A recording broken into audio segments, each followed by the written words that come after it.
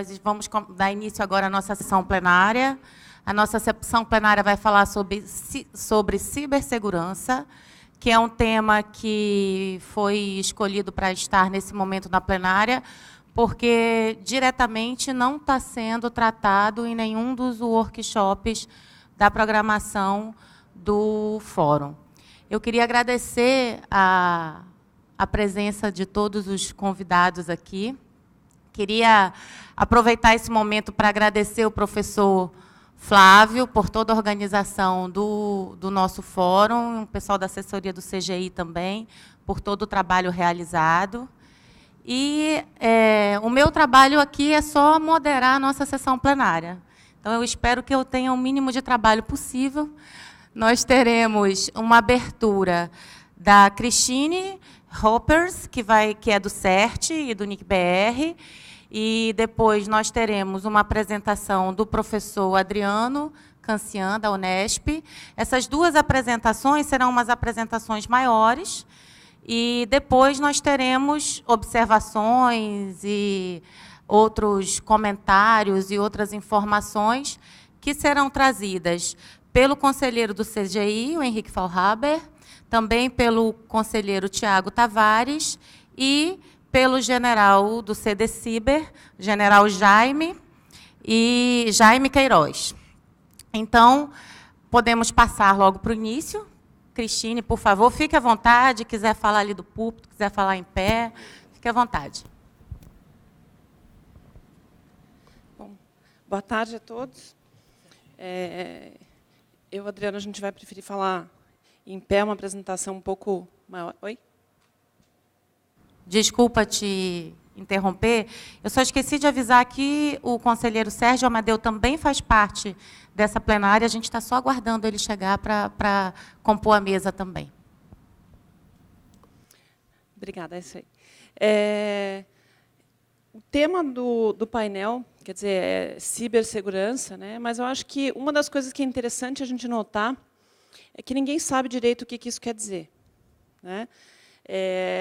A gente está, por exemplo, no IGF, no segundo ano do Fórum de Boas Práticas de Cibersegurança, que é o Best Practices Forum of Cybersecurity, e a discussão que está tendo nesse momento, nesse Fórum de Boas Práticas, é o que é cybersecurity. Então, assim, não é algo que tenha uma definição, né? Tem alguns documentos que definem, por exemplo, a Enisa ela chegou a fazer um documento que é uma pesquisa sobre quais definições existem.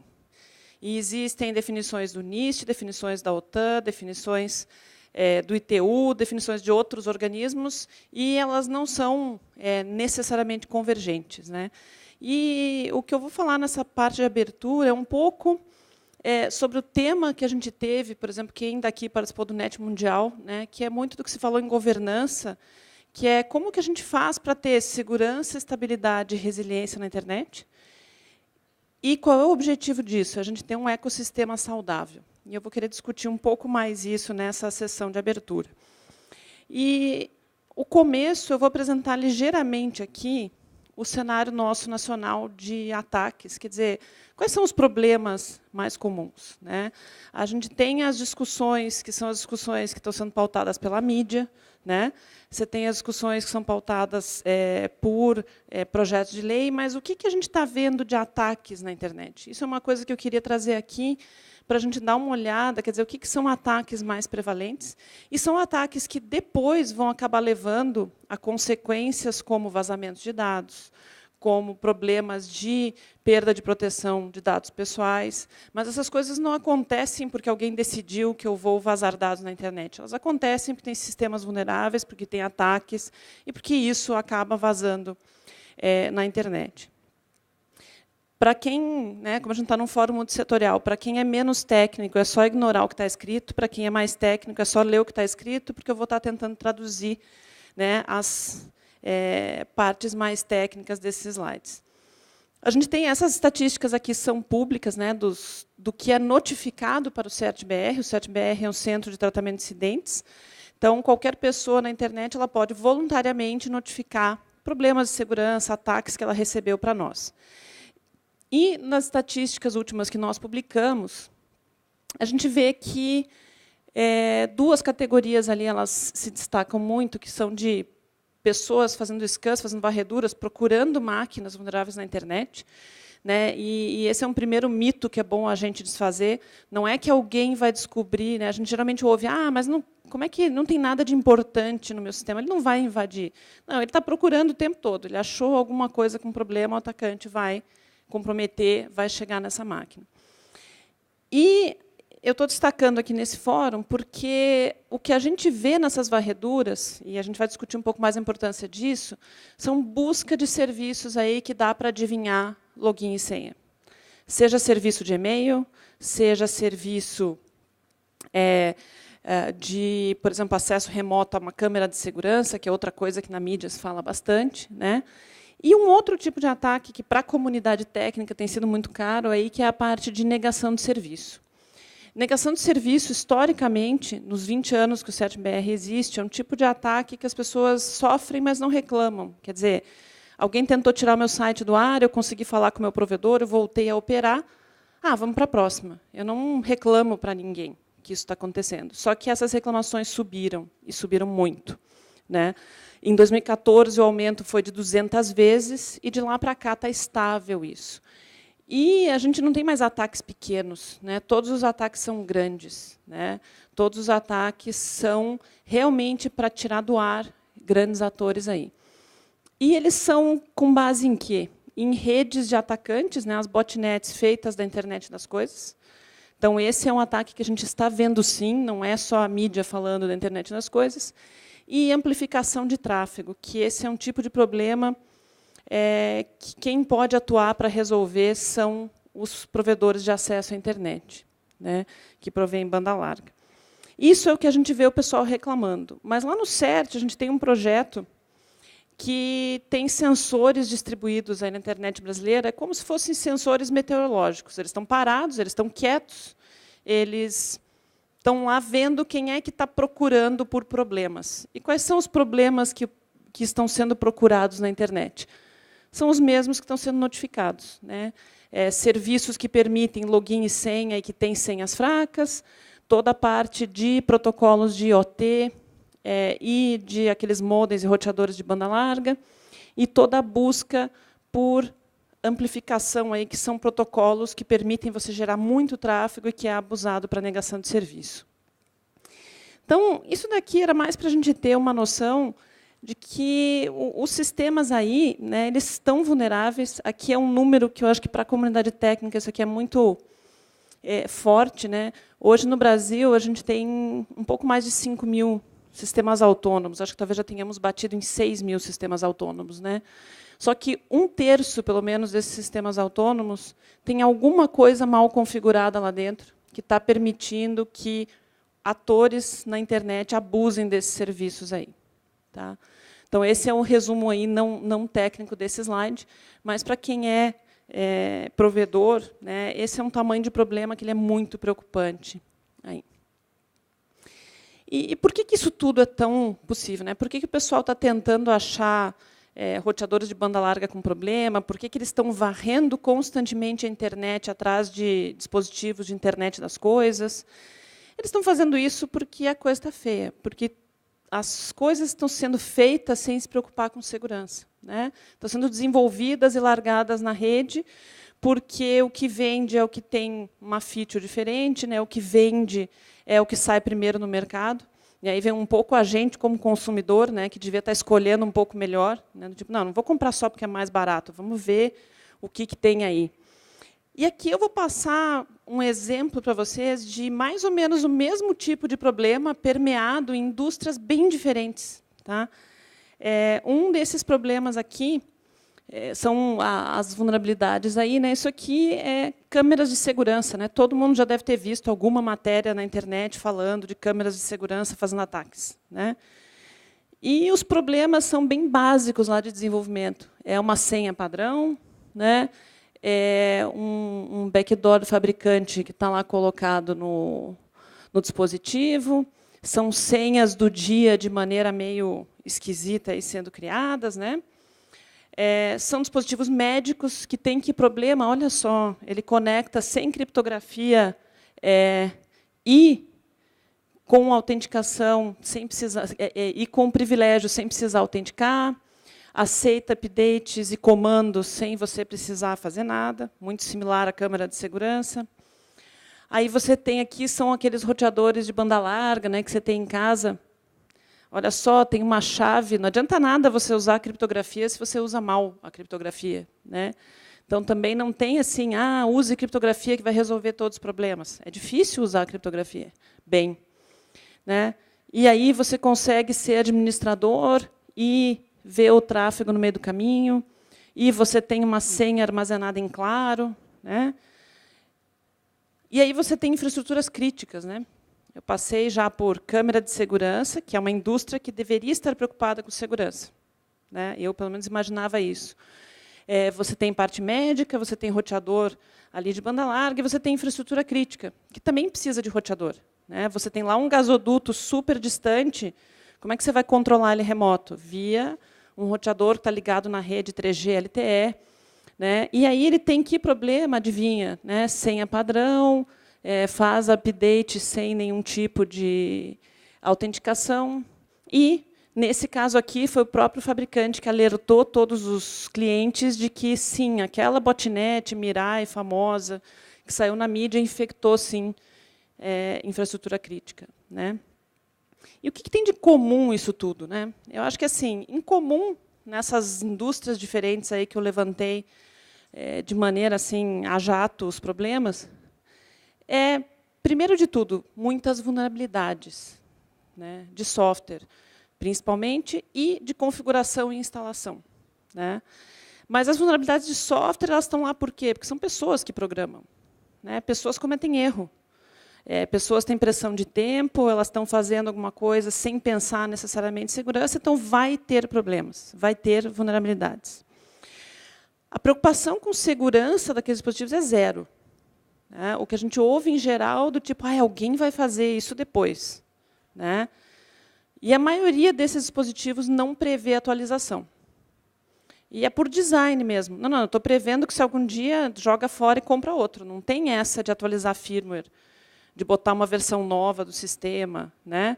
Hoje, até smartwatches já tem isso, mas muita coisa, como câmeras de segurança, como roteadores de banda larga, não tem, né? Falta de autenticação. É impressionante a quantidade de dispositivos que até poderiam ter um login, uma senha, pelo menos, que a senha é em branco, é um enter, né? Ou que a senha é padrão para todos os dispositivos e não pode mudar. Aquela botnet Mirai, que tirou do ar o DIN DNS, que foram todas aquelas matérias, era isso aí. Era explorando senha padrão que não pode mudar, né? A parte de backdoors do fabricante, isso é muito interessante para quem não conhecia a indústria de computação dos anos 80, pré-internet. Acontecia demais você ter aquela senha de manutenção, né? Quando o cara ia fazer manutenção num sistema de mainframe, ele vinha com uma malinha, ele precisava entrar e ele tinha uma senha do fabricante. Só que na internet não pode mais ter senha do fabricante. Não pode mais ter esse tipo, né? E eu botei um backdoor entre aspas, porque não é um negócio necessariamente feito com malícia, mas é do rol daquelas ideias, né, que não deveriam nunca ter sido tidas aí para sistemas conectados na internet. E aí a gente tem, acho que, um agravante, que são indústrias que nunca fizeram software, fazendo software, e numa negação total de que eu não estou fazendo software, né? Todo mundo sabe dos casos de carros que são controlados remotamente e caem, e que são mexidos nos freios e que tem problema. É software, mas você tem uma indústria, né, que fazia carros e que não está pensando nessa parte de segurança de software, né? Você tem vários outros dispositivos médicos. Quer dizer, o pessoal sabia muito bem fazer um dispositivo, fazer exame médico, uma máquina de ressonância. Só que, no momento que eles ligaram na internet, né, são casos documentados aí de equipamentos de ressonância que têm uma senha padrão que não pode ser trocada, que senão perde a garantia. Então, são coisas aí que você tem que pensar que estão sendo introduzidas, né? E você tem um outro lado, que é não pensar em desenvolvimento de software com segurança, né? Hoje, para você ter um programa mais seguro, isso é um negócio a mais. A gente costuma dizer assim, olha, Não tem um conceito assim do tipo, eu quero o prédio mais seguro, eu gostaria do prédio, mas dá para fazer ele não cair? Daí é mais caro. Isso a gente vai dar risada. Só que hoje em dia, software é assim, você vai fazer projeto de software com uma empresa, aí você tem que especificar. Mas você quer software seguro? Mas é mais caro. Né? Então, tem algumas coisas aí que a gente tem que começar a pensar nessa indústria. E isso daqui é uma frase do século XIX. Aí. A gente está pensando numa frase que era do John Ruskin, que ele dizia, olha, é difícil, né? Não tem nada quase no mundo que não dá para fazer um pouco pior, um pouco mais barato. E hoje, quem está vendo essa parte de problemas em IoT, é isso aí. Né? Dá para fazer pior e dá para fazer mais barato. E eu conheço pessoas que chegaram aí nos fabricantes, lá na Ásia, falar com eles, dava para fazer aquele roteador de banda larga ser um pouco melhor? Daí ele fala assim, não, mas eles dizem para mim que qualquer centavo que eu puder deixar mais barato é melhor, porque quando multiplica por 10 milhões é muito, então eu não vou investir em segurança. Né? Então, a gente tem que pensar o que a gente está criando, né, com esse mercado que não demanda também segurança. Mas mesmo quem quer fazer algo seguro, não necessariamente vai conseguir fazer. E eu acho que é bom alertar você, assim, não existe segurança perfeita.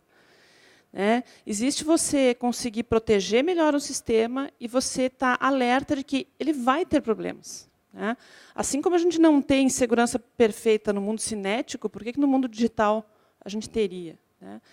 E esse é o exemplo aqui do mês, né? Que a Estônia teve que revogar todos os cartões de identidade digital. E o que eu destaquei ali foram duas coisas. Né? Primeiro, a gente tem um smart card. Né? É um negócio super simplinho, tem um chip. Onde foi o problema? Numa biblioteca de criptografia, software. Uma biblioteca de criptografia que fica onde? Ali dentro, daquele chipzinho pequenininho ali. Né? E foi uma biblioteca que foi certificada e passou por testes rigorosos por várias organizações. E ela falhou esses testes. Quer dizer, software é difícil de fazer auditoria. É difícil você dar uma certeza do está seguro. Você tem que estar preparado que mais cedo ou mais tarde vai ter um problema. Né? E nessa área de criptografia em especial, que eu vou só fazer um parênteses, né, eu concordo plenamente com o comentário de todos os criptógrafos que escreveram o documento, que é o Keys Under Doormats, que eles falam que o real problema não é a matemática de sistemas criptográficos. Embora ela seja extremamente complexa e uma matemática fraca vai levar a sistemas que são facilmente quebrados, é muito mais difícil você fazer sistemas complexos e você fazer todo um projeto de implementação de engenharia de sistemas complexos que consiga implementar corretamente essa matemática, que pode ser a mais perfeita que você tem. Então, acho que a gente tem que pensar nisso. Né? E aí, abrindo também um pouquinho, um parênteses, nessa área de segurança, até porque amanhã vai ter um painel falando um pouco dos desafios de criptografia, né? Só para a gente pensar, né, que das consequências não intencionais, né, de decisões e políticas públicas. Né? A gente hoje está sofrendo uma pressão global de ter o que a comunidade acadêmica chama de acesso excepcional a conteúdo criptografado. Né? Mas a gente tem que lembrar que, ao você fazer essas modificações, você está criando novas superfícies de ataque, você está retrocedendo em segurança. Né? Quer dizer, você tem coisas como o forward secrecy que podem ficar inviabilizadas. Né? Você tem um incentivo para o crime organizado parar de usar o sistema estabelecido e criar o dele. Ele tem como, ele pode contratar programadores, ele pode treinar alguém lá para fazer um sistema dele. E aí você não tem como fazer a investigação. Nem tem como chegar na pessoa. Né? Então, tem que pesar todos esses lados quando a gente está discutindo. Né? E você põe todos os usuários em risco. É bom lembrar que não é assim se alguém vai conseguir comprometer um sistema ou se alguém vai conseguir ter acesso a uma chave mestra. É quando. E aí, o que você faz quando isso acontecer? Né? E eu acho que assim, o pior de tudo que pode acontecer, na minha opinião, é a sociedade perder a confiança na tecnologia. É a gente ter uma sociedade que já não confia mais, que não quer usar. e você começar a não ter mais inovação, você começar a ter problemas como um todo aí, e a gente não consegue imaginar a sociedade hoje, né, retrocedendo nessa parte de qualidade de vida, né? Tem tantos estudos mostrando como a inclusão digital é essencial hoje em dia para a gente melhorar, né, as condições de todo mundo. Alguns desafios aí que eu acho que a gente tem para o futuro, né? O primeiro de todos é qualificação profissional. E não é só em segurança, né? Aqui eu coloco umas outras áreas que são correlatas, como a própria parte de redes, compreender protocolos de maneira profunda, compreender roteamento, compreender administração de sistemas, né? Desenvolver software pensando em segurança. Não vai nunca ter um software perfeito, mas podia ter software um pouco menos problemático, né? Tem que pensar que certificação de dispositivos não faz mais sentido. E eu estou colocando isso aqui porque é um ponto que, em geral, pessoal de governo acaba falando muito, mas a gente tem certificação de dispositivo, tem certificação de celular, eu tenho um selo para operar. Não dá para você certificar software, né? Tem categorias de vulnerabilidades que não são conhecidas ainda. E tem que lembrar que firmware é software, né? Quando a gente acha que mas ele é um hardware, hoje é software, né? E eu acho que precisa pensar em discutir em nível global mesmo, e já tem fóruns que discutem isso, como esses slides são públicos, eu deixei ali para quem quiser se inteirar mais, é realmente aumentar requisitos de maturidade e segurança para fabricantes. Porque o mais importante do que exigir um software perfeito, ou o roteador de banda larga perfeito, ou a câmera de segurança perfeita, ou a geladeira perfeita, é ter um plano de atualização, é ter como você contatar essa empresa para falar que tem um problema e ela corrigir isso rapidamente. A gente tem que pensar que não dá para atingir o sistema perfeito, mas como é que a gente faz para ter um sistema que nos permita sempre melhorar a segurança desse sistema? E eu acho que o principal aqui, como mensagem final, é lembrar assim, quem ainda não pensando nisso tudo que eu falei, já viu isso, mas lembrar que segurança ela é inerentemente multissetorial. Você não consegue ter um órgão, uma pessoa, uma organização fazendo a segurança no lugar de alguém outro. Você precisa ter as universidades formando o pessoal pensando em segurança, o desenvolvedor pensando desde lá do início que eu preciso fazer um sistema seguro. Você tem que ter os desenvolvedores já formados em empresas, né, pensando em segurança desde do projeto, da concepção. É difícil você mudar a concepção de um produto quando ele já está pronto, se ele não pensou em segurança lá no início.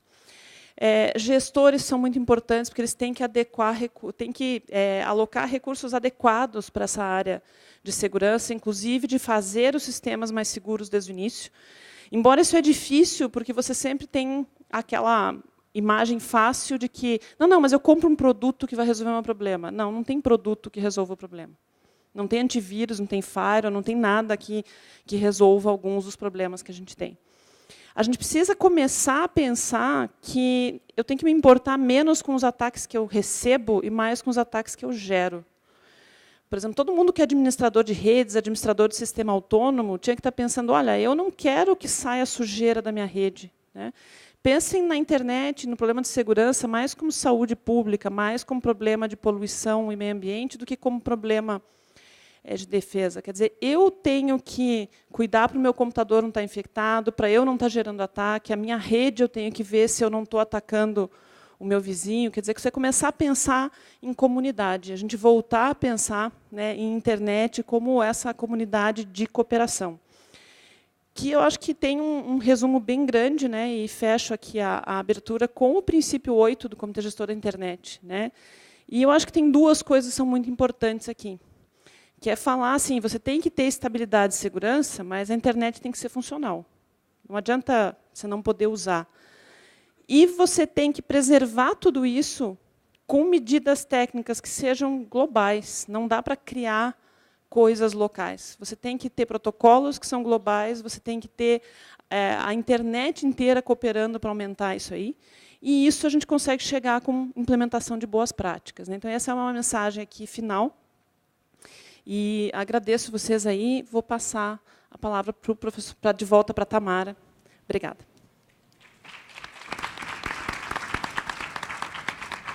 Obrigada, Cristine.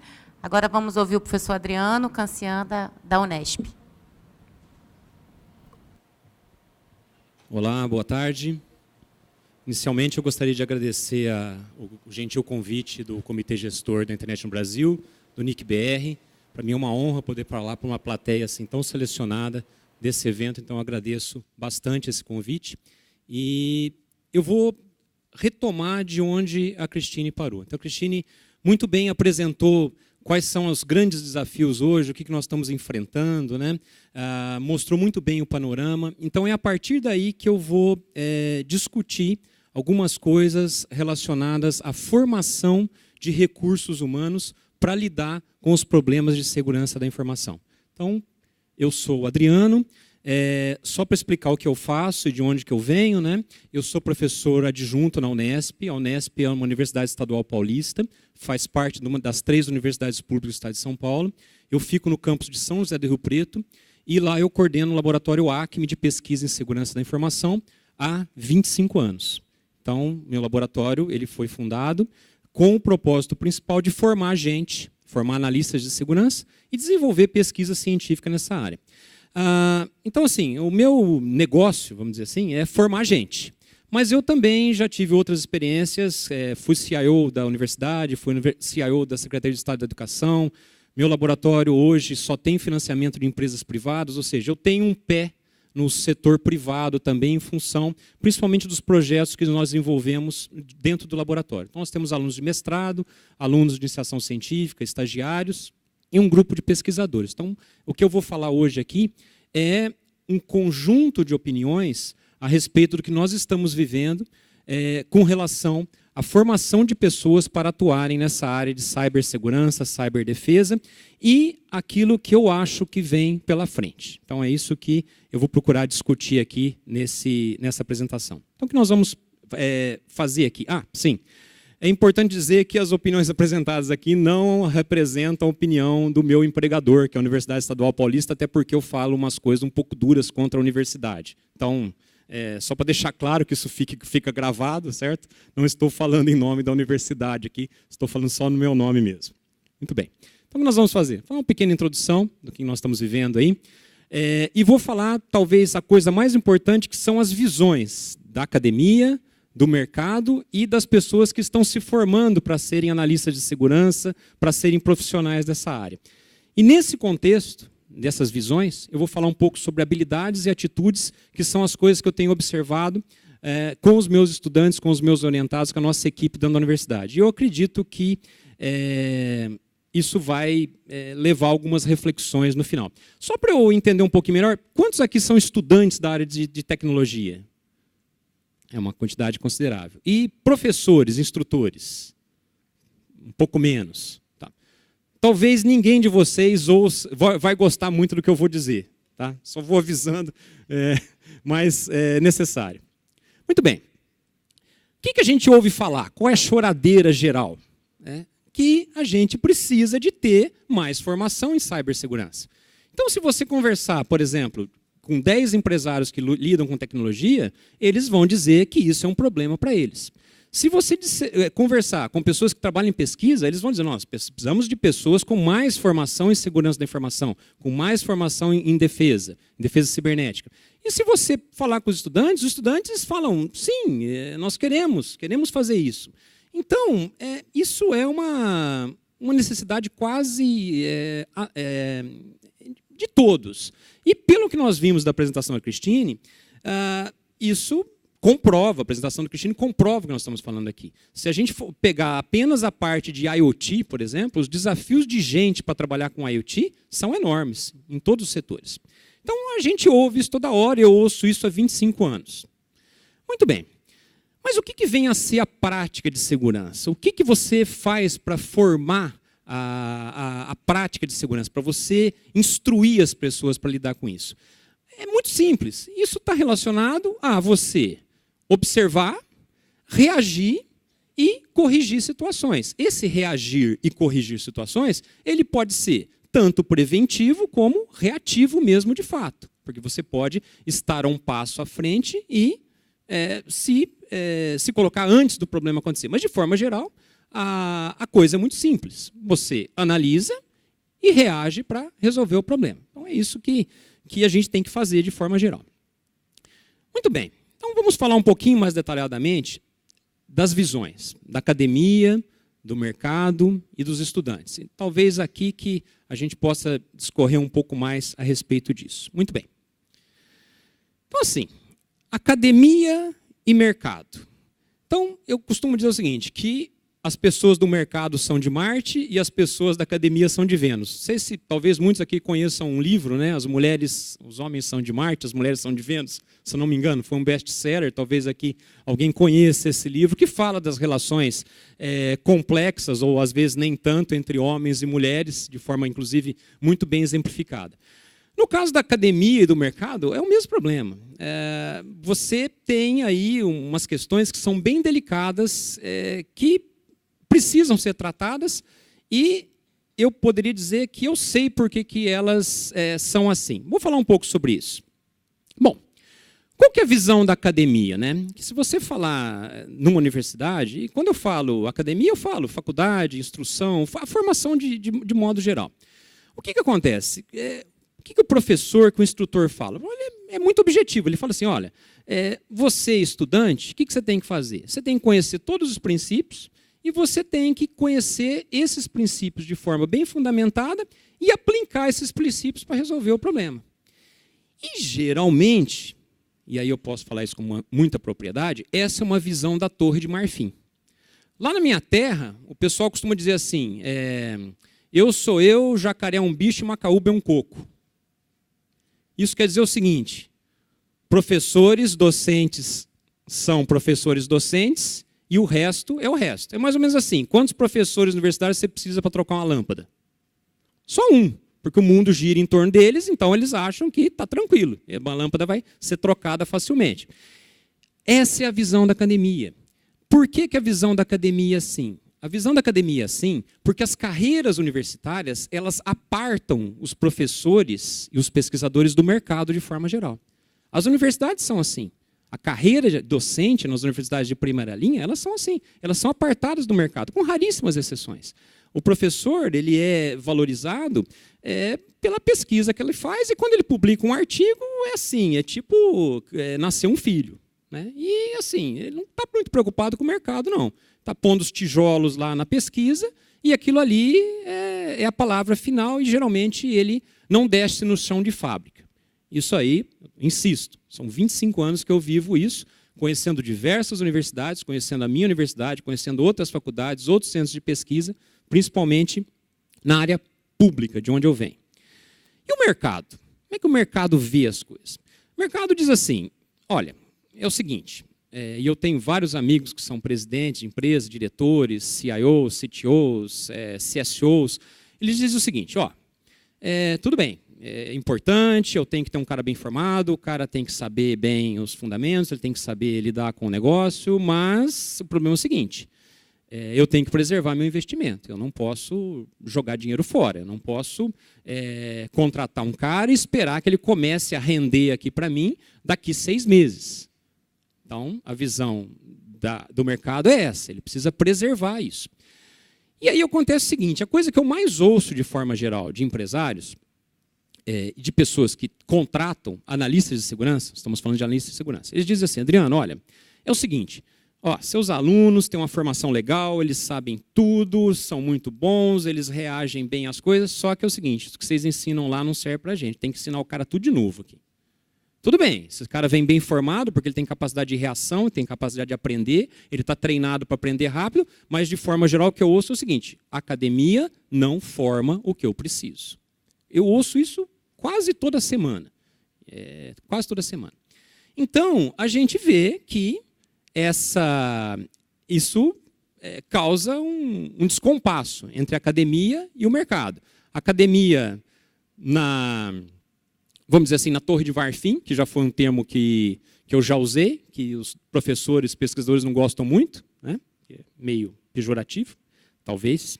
E os empresários, diretores, investidores, eles também não gostam de perder dinheiro e acham, às vezes, que você perder 2, 3 meses para adaptar o analista e o pesquisador no negócio dele, é perder dinheiro, é não preservar o investimento. Bom, e os estudantes? Como é que os estudantes veem essa questão?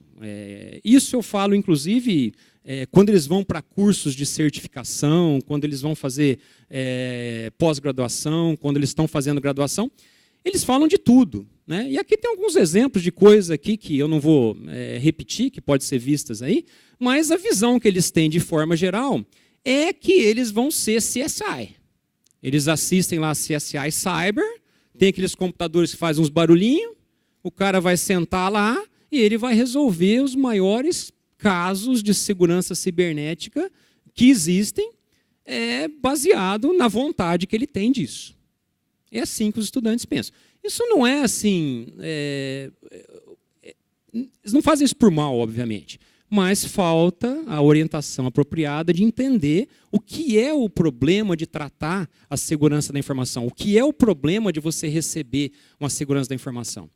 Eu estou cansado de ver, né, Cristine, curso de hacker. Curso de hacker. Faça um curso de 6 meses e vire um hacker. Assim, isso é um exemplo. Do mesmo jeito que tem curso de hacker de 6 meses, tem curso de analista de segurança de 1 ano, de 6 meses. E o cara acha que vai virar analista de segurança em 1 ano. Que ele vai conseguir ser um CSI em 1 ano. Infelizmente, essa visão está errada. Muitas vezes, a visão errada vendida pelas próprias faculdades e universidades. Mal intencionadamente, em alguns casos, inclusive. Bom, então vocês entenderam a ideia. O negócio não converge. Converge de forma alguma. E essa disparidade, ela vem se arrastando. Quando eu vejo a Cristine falar, me deu até vontade de interromper o que ela estava falando e falar assim, então, né, Cristine, e a gente vê esse negócio que você está falando faz 20 anos. Né? Faz 20 anos. Cristine trabalhou comigo na Unesp um bom tempo, e a gente falava disso lá no século passado, sem querer revelar nossas idades aqui, mas no século passado a gente já discutia, pô, não tem segurança nesse protocolo, né? Sim, estou vendo ela repetir aquilo que a gente falava em 1993, 94, 95. Né? Então, não converge. Vou voltar agora na questão da formação dos estudantes. E vou falar um pouquinho sobre habilidade e atitude. Bom, habilidade é uma coisa assim, bastante conhecida. Então, habilidade, se a gente olhar no dicionário, né, é uma qualidade ou característica de quem é hábil, quem domina algum tema. Então, assim, habilidade, de forma geral, existe um pouco de controvérsia. Alguns dizem que a habilidade, alguns estudos, inclusive, dizem que as habilidades são natas, como, por exemplo, tocar um instrumento musical.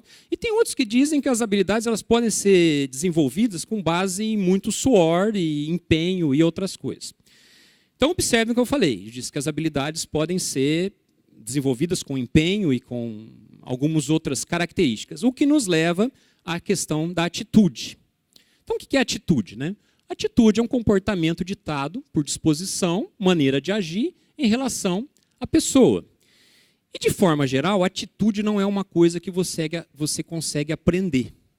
Ela, de forma geral, ela é da personalidade. E aí que eu vou chegar daqui a pouquinho, pode estar parecendo meio esquisito, mas eu vou chegar no ponto aí de quando a gente está formando esses recursos humanos, né, que isso vai sair. Então, o que você busca no analista de segurança, quando você vai preparar um analista de segurança, quando você vai lapidar um analista de segurança? Ele precisa ter, isso eu falo para vocês com a experiência que eu tenho de laboratório, de dar aula nisso, né? São 3 coisas importantes, sem as quais a gente não tem um analista de segurança. Curiosidade, persistência e comprometimento. Essas 3 coisas, elas são fundamentais. Curiosidade é aquilo que a gente sabe mesmo, você ser curioso sobre as coisas. Se você não tiver curiosidade, você não vai conseguir ir a fundo num determinado tema.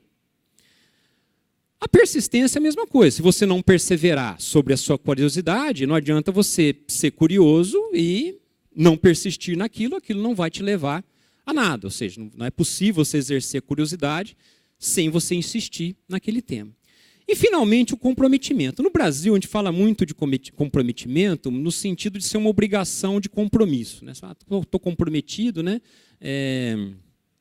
Então eu tenho uma obrigação de compromisso. Esse termo commitment, em inglês, ele não tem uma tradução assim, muito simples para português, porque o commitment ele é um penhor moral. É diferente do que a gente tem aqui no Brasil de forma geral. No Brasil, o seu comprometimento é assim, tipo assim, ó, eu preciso fazer isso aqui, senão alguém vai me puxar a orelha ou vai acontecer alguma coisa ruim comigo, então é melhor eu fazer isso. Diferentemente, em outras culturas, o comprometimento é algo assim, ó, eu me comprometi a fazer isso, eu vou suar sangue, mas eu vou fazer. Eu tenho um comprometimento com essa causa.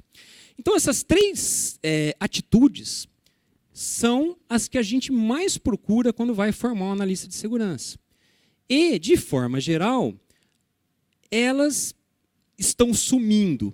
E, na minha conclusão, daqui a pouquinho, em poucos minutos aqui, eu vou explicar por que elas, eu vou dizer por que eu acho que elas estão sumindo e o que está nos levando a isso.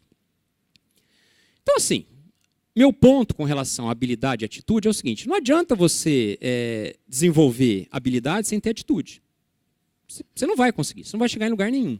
Então você precisa dessas 3 atitudes, principalmente, para que você desenvolva habilidades na sua formação como analista de segurança, ou mesmo em quem vai formar os analistas de segurança. Isso é necessário. Bom, quem conhece um pedaço dessa música aqui? Os mais de 40 conhecem. Conheço quase todo mundo inteiro por cartão postal, sei de quase tudo, um pouco e quase tudo mal. Paula Toller, Kid Abelha e os Abóboras Selvagens, um péssimo nome para uma banda, mas a vocalista era muito boa. E essa frase dessa música, ela sintetiza o que eu vejo hoje. O que nós temos a ver? O que eu vejo hoje? Uma mudança drástica da atitude das pessoas que estão sendo formadas. Vou dar um exemplo. Meu laboratório tem uma biblioteca considerável. Nós temos uma biblioteca dentro do laboratório. Por quê? A gente trabalha até tarde, você precisa fazer uma consulta em alguma coisa, você precisava de ter um livro. E lá a gente deixa os alunos retirarem o livro do laboratório, o cara faz uma anotação numa ficha e leva o livro para casa, estuda, tem bastante livro, depois ele devolve um controle nosso interno, não é uma biblioteca, é uma biblioteca informal nossa. Bom, outro dia eu fui olhar a nossa biblioteca informal e eu vi que faz 3 anos que ninguém retira um livro da nossa biblioteca informal. Hello, né? Os alunos não estão lendo os livros, como é que é isso? Né? Então, o que eu vejo? Os alunos hoje, eles são inundados de informação. E eles têm a falsa ideia que a informação estará sempre na mão deles quando eles precisarem. Então, eles fazem o que eu chamo hoje de leitura transversal. Você falou assim, olha, você precisa estudar o protocolo de janela deslizante do TCP. O cara dá uma olhada lá e fala assim, beleza, acho que eu entendi. A hora que eu precisar, eu vejo isso aí no Google. E assim está acontecendo. Isso está acontecendo o tempo todo. E isso tem causado um efeito devastador na formação dessas pessoas.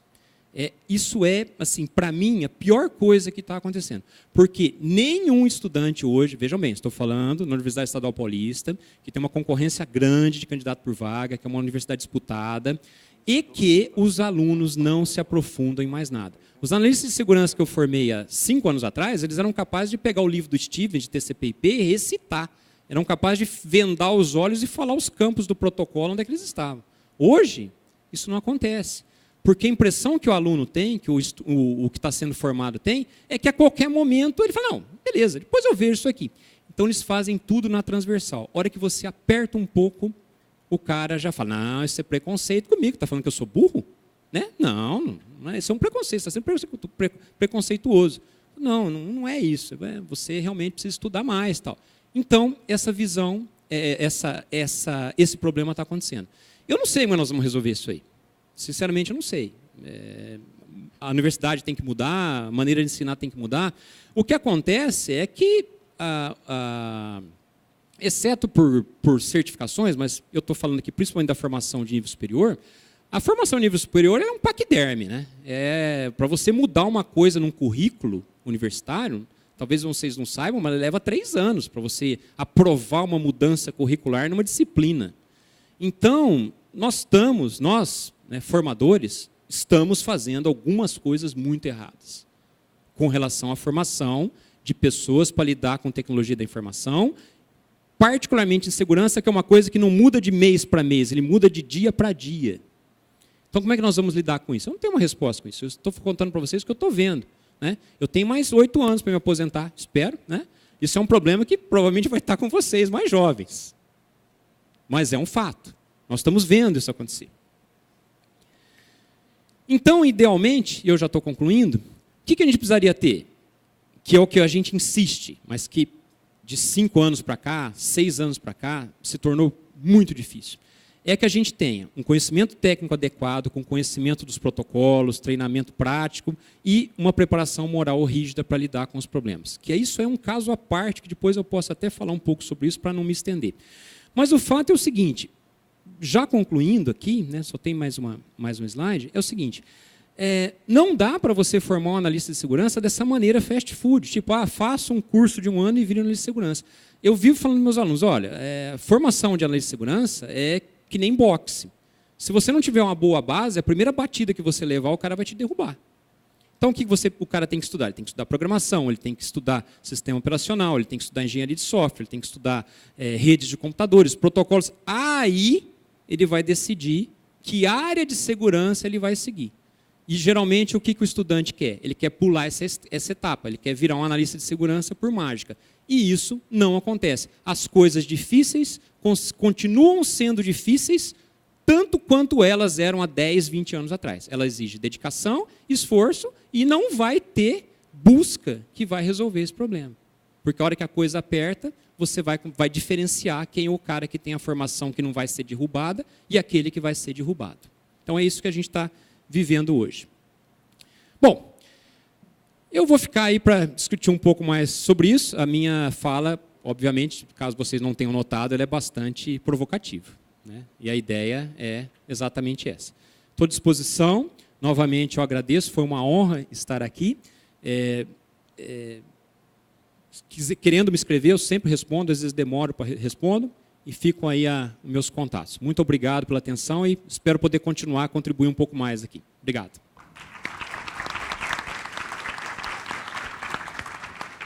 Muito obrigada, professor Adriano. Agora nós vamos passar para o segundo bloco da nossa plenária e vamos começar com o general Jaime Queiroz, do Centro de Defesa Cibernética. Fique à vontade também, general, se quiser falar em pé, sentado. Alô. Muito boa tarde a todos. Sou o general Jaime, chefe do Centro de Defesa Cibernética. Inicialmente, agradeço o convite aí do CGI para participar desse evento. Queria colocar essa apresentação aí, por favor? Ok, obrigado. Bom, a ideia aqui, então, é apresentar para a plateia, nivelar os conhecimentos, né, de forma que todos entendam aonde as Forças Armadas estão inseridas aí dentro desse contexto de segurança e defesa cibernética. Então, eu estou aqui representando o Comando de Defesa Cibernética, a organização que eu chefio, o Centro de Defesa Cibernética, está subordinado a esse Comando de Defesa Cibernética. Então, esse comando ele é um comando operacional conjunto. O que isso quer dizer? Apesar de ele estar dentro da estrutura organizacional do Exército Brasileiro, ele é um comando que possui militares das 3 forças, né? Como nós podemos ver aqui no slide, né? Os símbolos aí da Marinha, da Força Aérea, do Exército. Então, nós temos militares das 3 forças, tanto no Comando de Defesa Cibernética, quanto no Centro de Defesa Cibernética. E o Centro de Defesa Cibernética, de maneira bem resumida, podemos dizer que é o braço operacional do comando, né? É quem executa as atividades do comando, que estaria mais no nível de planejamento. Então, o Comando de Defesa Cibernética ele está dentro do que nós chamamos de Sistema Militar de Defesa Cibernética. Não vou detalhar todo esse quadrinho aí, para não entediar a plateia, né?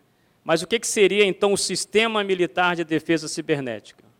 O Sistema Militar de Defesa Cibernética é o conjunto de organizações, instalações, pessoas, doutrina, protocolos, procedimentos, equipamentos necessários para a condução da defesa nacional no espaço cibernético. E aí eu faço uma ligação com aquilo que a Cristine falou na apresentação dela, né, que existem vários conceitos do que é defesa, do que é segurança, né? Então, eu vou estar apresentando esses conceitos dentro do espectro das Forças Armadas, do Ministério da Defesa, o que nós entendemos como segurança cibernética, defesa cibernética. Então, como eu disse, o sistema militar de defesa cibernética ele está voltado para atuar na defesa nacional no espaço cibernético.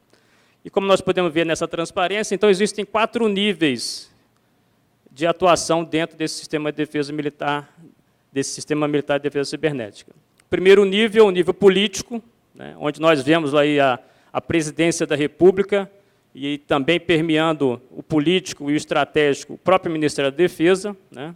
Por que aparece a presidência da República? Todo mundo sabe, o presidente da República é o comandante supremo das Forças Armadas. Né. Então, lá na presidência existe o Gabinete de Segurança Institucional, e dentro do próprio gabinete nós temos o Departamento de Segurança, de Comunicações e Informação, que cuida dessa parte da segurança cibernética. Né. Acredito que todos tenham conhecimento também. O próprio GSI está trabalhando na elaboração do Plano Nacional de Segurança da Informação, que é uma coisa mais ampla, a segurança da informação é uma coisa mais ampla, onde a segurança cibernética está inserida nesse contexto da segurança da informação. E aí nós descemos no outro nível, o nível estratégico, onde temos ali o Ministério da Defesa, as Forças Armadas e, dentro do Comando do Exército, o Comando de Defesa Cibernética. Então, nós entendemos como defesa cibernética aquelas ações de proteção e exploração cibernética que são realizadas no espaço cibernético. Para quê? Para proteger os sistemas de informação de interesse da defesa nacional. Ou seja, inclui as próprias forças, as redes do Ministério da Defesa, né, e bem como ações que nós realizamos no intuito de obter dados para a produção de conhecimento. Isso, então, no nível estratégico. E podemos observar nessa transparência, então, que o Comando de Defesa Cibernética ele também permeia o nível estratégico e o nível operacional. Quando nós baixamos para o nível operacional e tático, nós estamos falando, então, de guerra cibernética. E aí a questão de conflito, operações, né, eu não vou entrar muito em detalhe, porque já foge um pouco do escopo aqui do contexto dessa discussão. Né. Aí se prevê a existência de um oponente, de um Estado, onde existem operações, existe tropa, etc., e nós temos, logicamente, que, na atualidade, considerar um enfoque de ações cibernéticas nesse contexto. Então, de maneira mais resumida, né, o nosso entendimento com relação à defesa cibernética, segurança cibernética, estaria resumido nessa transparência, nesse slide. Tá? Então, nós podemos ter ameaças cibernéticas que estão atingindo diretamente a nossa soberania, né? E se essas ameaças elas estão focando em ativos de informação estratégica ou infraestruturas críticas de interesse da defesa, nós dizemos que vamos fazer, então, estamos trabalhando na defesa cibernética, tá? Que é o campo de atuação, então, do Comando de Defesa Cibernética. Se essas ameaças não estão diretamente ligadas à defesa nacional, né, atingem, logicamente, a sociedade como um todo, ou determinado setor da sociedade, nós estamos caracterizando, no nosso entendimento, que se trata de uma questão de segurança cibernética. Então, não seria da nossa alçada, do Comando de Defesa Cibernética, atuar nessa questão. Mas aí, é isso que ocorre na prática? Não necessariamente, né? Apesar de o foco de atuação do Comando de Defesa Cibernética seja a defesa cibernética em termos de defesa nacional, né? Assim como em outras áreas, o Exército, as Forças Armadas, de maneira geral, têm contribuído com a sociedade em diversas atividades desde há muito tempo. Exemplo, o Exército trabalha na questão de distribuição de água no semiárido nordestino, participa da proteção dos locais de votação quando temos eleições, na questão do setor cibernético, como nós vimos aí nos grandes eventos, Jogos Olímpicos, Jornada Mundial da Juventude, Copa do Mundo, Copa das Confederações, Conferência Rio+20, as Forças Armadas estiveram atuando em conjunto com diversos órgãos, participando, colaborando na segurança cibernética desses eventos, né? E temos agora, o ano que vem, um desafio aí que já foi apresentado, né, também de colaborar com o TSE na segurança do processo eleitoral, na questão cibernética também. Ou seja, nessa área do setor cibernético, não há como se trabalhar isoladamente. Também fazendo referência, mais uma vez, ao que a Cristine falou na apresentação, nós temos que estar, a todo momento, colaborando uns com os outros, as organizações, as instituições, os países, né? Isso que nós temos trabalhado constantemente em prol de que todos possamos atingir um objetivo comum, né? E é isso que mostra esse último slide, né? Em todas essas atividades que eu citei, desde 2012 para cá, esses grandes eventos, nós tivemos em parceria, em colaboração com diversas entidades, diversas instituições, aqui, não só no Brasil, como também no exterior, atuando sempre de maneira colaborativa. Bom, era isso que eu tinha para falar. Muito obrigado.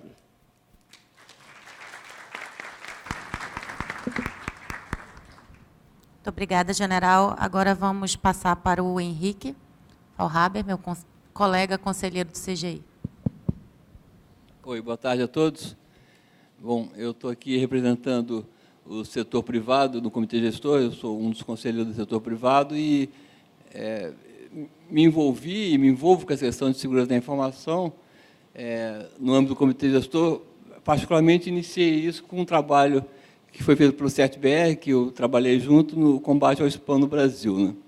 Em que a gente conseguiu, através de medidas técnicas, de educação, reduzir de uma forma importante os ataques de spam que saíam do Brasil. Na verdade, o Brasil era o campeão de spam no mundo, e depois de um trabalho feito pelo Comitê Gestor, a gente passou por uma posição aí, 30ª, etc., através de uma campanha grande de fazer bloqueios nas redes das operadoras, educar usuários e mexer na maneira como os provedores tratavam os e-mails e principalmente, educar os usuários para poder tomar os procedimentos corretos para fazer com que o spam diminuísse. Eu estou falando isso, mas talvez seja o meu envolvimento mais importante nessa área, dentro do âmbito do Comitê Gestor, nesse trabalho do CERT-BR, porque os meus comentários aqui vão um pouco em direção da questão da segurança final para o usuário. Nós estamos falando de um país que tem,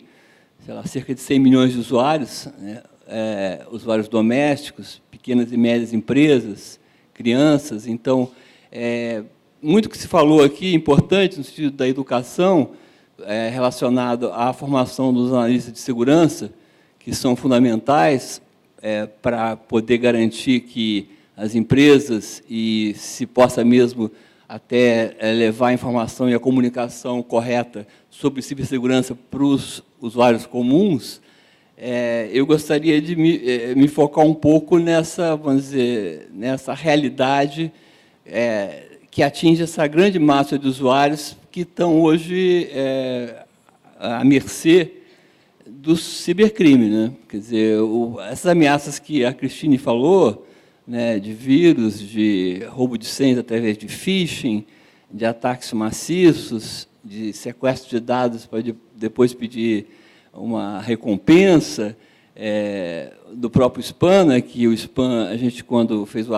todo esse programa, porque o spam, na verdade, ele carregava vírus e era um vetor de ataques para as máquinas dos usuários. A gente tem uma quantidade de máquinas de usuários contaminados no Brasil muito grande, quer dizer, isso se mede na casa de milhões. Talvez a Cristine, que tem as estatísticas aí, pode dizer um número mais acertado sobre isso, mas o fato é o seguinte: a gente vive no país, assim, acho que não é uma situação só do Brasil, mas os países em desenvolvimento em particular, eles têm uma situação de uma rede muito ameaçada pelo fato de que o fato de não haver um letramento digital em cibersegurança no usuário comum faz com que essas máquinas sejam, não só as máquinas, os computadores e celulares, mas também agora as câmeras, os dispositivos todos que vão estar ligados na internet das coisas, estejam vulneráveis a ponto de serem invadidos e servirem para atacar outros, né? As chamadas botnets, quer dizer, são redes de computadores domésticos, ou aparelhos, ou dispositivos que estão ali a serviço de cibercriminosos para atacar aqui e lá fora, né? Então, o que a gente faz? O que a gente faz em relação a esse problema geral? É lógico que a gente vê problemas até em grandes empresas que têm análise de segurança, como foi bem discutido aqui, a questão da dificuldade da formação de recursos humanos de qualidade, numa área tão complexa, que envolve tantas especialidades, que exige atitude, etc. Mas, de alguma maneira, as empresas maiores têm os recursos para contratar esses profissionais que podem não estar tão bem formados como a gente gostaria, mas que têm uma especialização.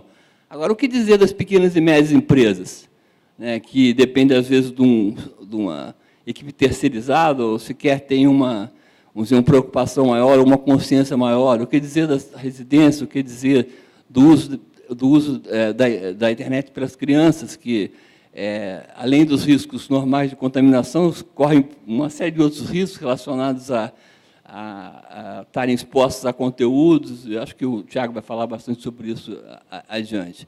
Então, eu acho que aí tem um problema muito sério que a gente tem que enfrentar. Quer dizer, o Comitê Gestor está enfrentando essa questão através do CERT-BR, que é o nosso departamento do NIC, que trata da questão de tratamento de incidentes e diagnóstico de problemas. O CERT-BR tem um trabalho, vamos dizer, já desde que ele existe, né, no sentido da formação de recursos humanos mais especializados e também de formação de recursos, da formação das pessoas comuns, né, através das cartilhas, através do trabalho de comunicação.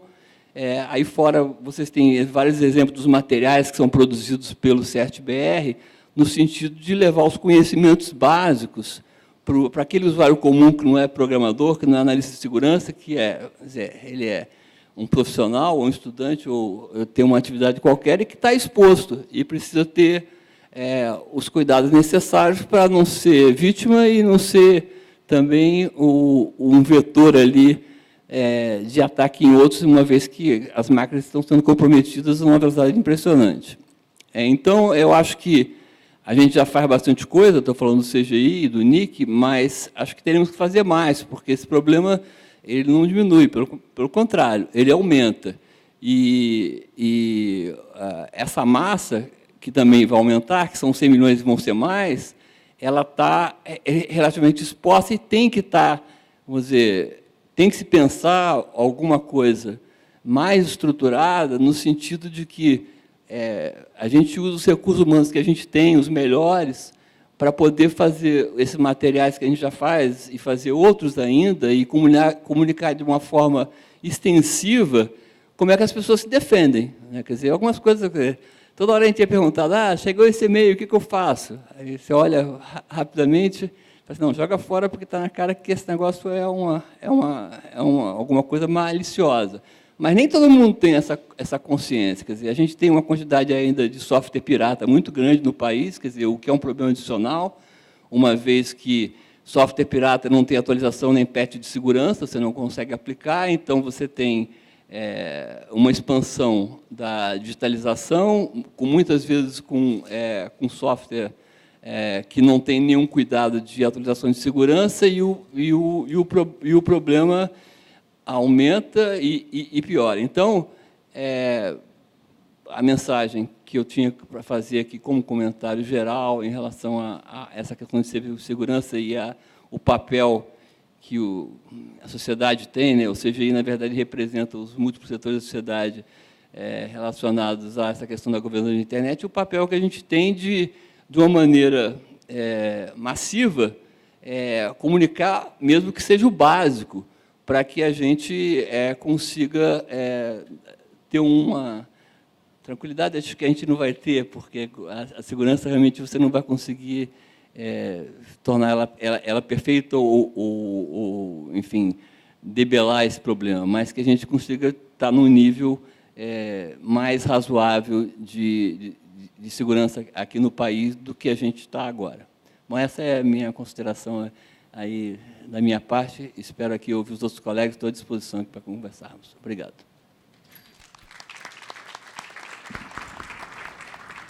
Obrigada, Henrique. Infelizmente, o professor Sérgio Amadeu teve um imprevisto e não vai poder participar aqui da plenária conosco. Então, o último que nós vamos ouvir é o Tiago. Vontade, Tiago. Obrigado, doutora Nara. Bem, boa tarde a todos e todas.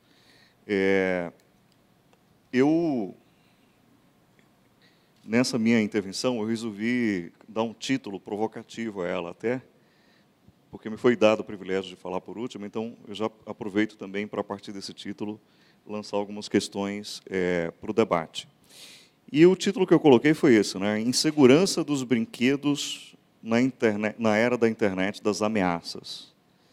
E a provocação também foi inspirada no alerta que nos fez ontem o CA, o Carlos Afonso, quando ele falou sobre a Internet of Mothers, né? Ou seja, a internet, dispositivos que podem ser utilizados no futuro como máquinas de matar.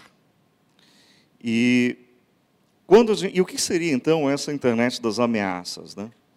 A Cristina falou muito aqui, muito bem, sobre alguns desses aspectos, né? A internet das coisas estão sendo usadas aí para ataques massivos de negação de serviço. Também dispositivos, devices, eles estão cada vez mais sendo alvo de ataques de ransomware. Podem ser utilizados para vigilância, muitas backdoors em dispositivos eletrodomésticos existentes. Recentemente, o Wikileaks mostrou aí a existência de backdoors em TVs, em celulares, roteadores, ou seja, dispositivos que já vêm de fábrica com backdoors instaladas ou com vulnerabilidades de segurança que foram colocadas lá propositadamente para que sejam exploradas, não só por forças de segurança, mas também acabam sendo exploradas também por grupos maliciosos, enfim, gente que quer usar aquela backdoor para cometer outros tipos de usos ilícitos. Vazamentos de dados, botnets. E o uso da IoT vai estar, não é, logo, logo, em todos os lugares, inclusive onde você não quer que ela esteja. Como, por exemplo, no quarto da sua casa, onde você dorme diariamente, e a sua TV, mesmo desligada, está gravando o áudio e também, eventualmente, transmitindo vídeo sem você saber. E isso não é ficção científica, basta você acessar o site do Wikileaks e verificar os vazamentos aí dos últimos documentos secretos da CIA e da NSA, e você vai ver lá que isso não é ficção científica, isso já é realidade. Então, 93%, algumas estatísticas, né, 93% dos dispositivos, dos early adopters de IoT, se preocupam com a questão da segurança. O Gartner estima que existam 6 bilhões de dispositivos IoT em uso atualmente, e 5 milhões são adicionados por dia. E as empresas, 85% delas, têm intenção de implementar dispositivos de IoT, mais 10% se sentem confiantes aí em relação à questão da segurança desses dispositivos. Muito bem. E essa charge ela ficou muito famosa porque ela ajuda a materializar um pouco do que vem por aí, do que já está acontecendo, né? O que seria a internet do ransomware, né? E aqui uma cozinha tradicional, cheia de eletrodomésticos, todos eles com interface de conexão à rede, conectados à rede, e que podem ser e estão sendo objeto aí de ataques de ransomware. Então, imagine o seguinte cenário: você está em casa, vai cozinhar algo, aliás, cozinhou algo e você precisa lavar os pratos, mas aí você não consegue usar a sua lava-louça porque ela foi invadida e ela passou a ser um equipamento de mineração de bitcoins. Então, ela não funciona porque ela está ocupada minerando bitcoins. E você tenta esquentar a comida, então, no micro-ondas, mas você não consegue porque tem alguém controlando remotamente o micro-ondas e está pedindo dinheiro para poder liberar, fazer o micro-ondas funcionar. Mas você também não vai conseguir beber uma cerveja gelada e conseguir relaxar diante de tanta preocupação, porque a geladeira não vai abrir a porta, porque a porta foi travada, tá certo? E há uma cobrança de resgate para que a porta seja destravada. E, quando você não tiver mais nada o que fazer, você também não vai poder jogar o lixo na lixeira, porque a lixeira eletrônica ela está lhe pedindo uma recompensa para funcionar, porque, do contrário, ela vai jogar a sua reputação no lixo também. Então, esse é o cenário que está se avizinhando aí. E é evidente que os fabricantes desses eletrodomésticos eles acabam fazendo o que a Cristina explicou, comprando firmwares e comprando interfaces de redes na China e em outros países que vêm com senhas padrão, com senhas hard-coded, ou seja, gravadas no firmware, você não consegue alterar, e esses dispositivos estão aí, são essencialmente, intrinsecamente vulneráveis. Isso, claro, né, esse cenário projetado da sua cozinha, ele se estende e se expande aí para toda a sua casa. Então, ar-condicionado, janela, TVs, sistemas de luzes, lâmpadas e sistemas de controle doméstico estão cada vez mais conectados à internet. E, claro, o quarto das crianças também está inundado de brinquedos conectados à internet. E aí, é esse o que eu queria falar um pouco hoje aqui para vocês. Eu não sei quantos de vocês estavam ontem no seminário, no evento que a gente realizou, a SaferNet realizou junto com a Lana, aqui na sala ao lado. Quantos estavam lá, só para ter uma ideia? Tinha bastante gente. Mas, para quem não estava, teve uma demonstração da Marina Pita. Cadê a Marina? Está aí? A Marina está lá. A Marina fez uma apresentação sobre a Hello Barbie, que é uma Barbie que acabou de ser lançada, que tem conexão à internet, né? E você... a Hello Barbie participou ontem da sessão para a gente poder materializar esse debate sobre a privacidade, a proteção de dados, mas também a segurança de crianças e adolescentes. E eu queria trazer um pouco, sobre o enfoque da segurança, alguns elementos para a nossa discussão nessa plenária mais ampla aqui. Vejam, senhores, o seguinte. Vê se você consegue abrir o primeiro vídeo aí. O vídeo 1. Não, é um outro arquivo. Tem um arquivo no pendrive chamado vídeo 01. Bom, já tem alerta de 3 minutos aqui. Acho que não vão conseguir. Consegue abrir? É esse aí, mas... Tem como adiantar, talvez? Não vai funcionar. Bom, tem o link aí, depois vocês acessam, tá? Voltando lá para o slide. Esse vídeo, apenas para quem perdeu a apresentação da Marina, mostra o funcionamento não da Hello Barbie, mas de uma outra boneca, de um outro fabricante, que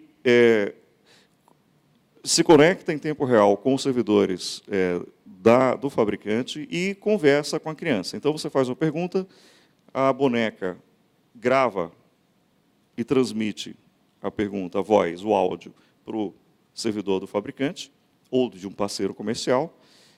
Esse servidor processa essa mensagem de voz, gera uma nova resposta e responde, e a boneca fala. Nesse trânsito, essas mensagens, esses áudios são todos gravados. E esses áudios, eles não só são gravados e armazenados indefinidamente, como eles também costumam vazar. Então, essa é uma notícia do The Telegraph que mostra que essa boneca, chamada Kyla, usava um dispositivo Bluetooth inseguro, que estava dentro da boneca, e se conectava à internet via um app e através de conexões de celular próximas. A Agência Federal lá de Redes da Alemanha fez uma análise e concluiu que essa vulnerabilidade poderia ser explorada por criminosos, inclusive tendo como alvo a própria criança. E sem o conhecimento dos pais, as conversas entre a criança e outros adultos, etc., poderiam ser gravadas e encaminhadas, compartilhadas, inclusive, por estranhos. E o fato é que, e também o fabricante usava esses conteúdos e esses áudios para poder fazer o perfilamento e gerar publicidade associada a isso. Resultado, a boneca acabou sendo proibida na Alemanha, foi proibida a venda, e a Agência Federal Alemã recomendou que os pais que compraram destruíssem o brinquedo, porque representava um risco à segurança das crianças.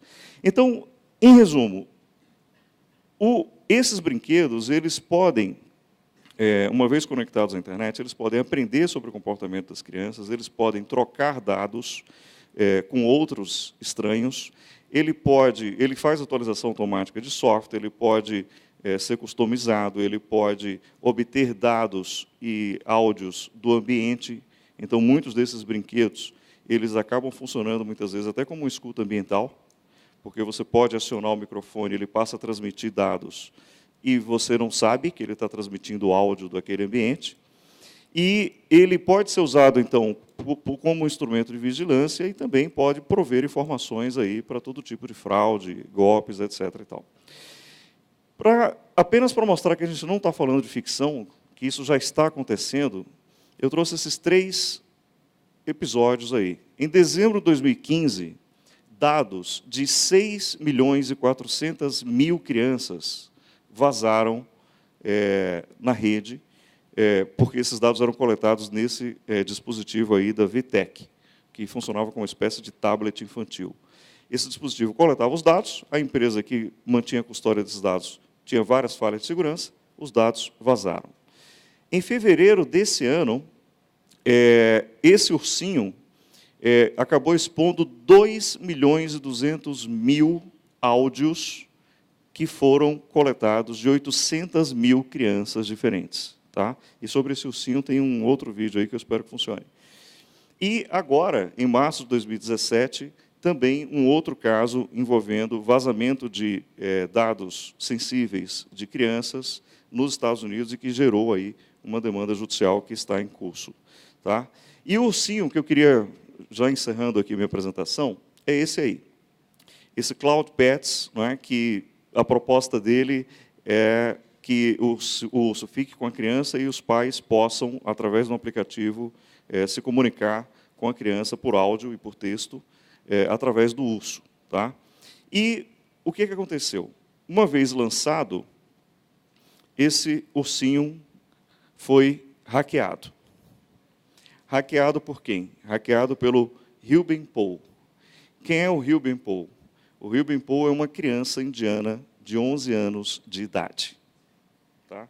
É essa que está sentada no sofá aí, na maior conferência de cibersegurança, na mais importante conferência de cibersegurança, que ocorre anualmente em Haia, na Holanda. A Christine estava lá esse ano e assistiu presencialmente. Ele foi o keynote, o palestrante principal da abertura dessa conferência. E hackeou o ursinho em tempo real, na frente dos maiores especialistas mundiais na área de cybersecurity. E a agência France Press produziu um teaser de 50 segundos, 60 segundos, que está aí nesse pendrive também. Eu espero que você consiga abrir. É esse aí.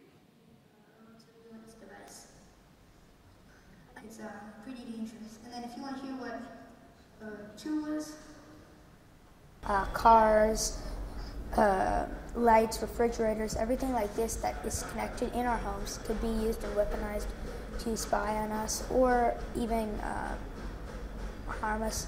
I realized that kids like in my generation would start to use not only toys but internet-connected toys to chat with their friends and things like that.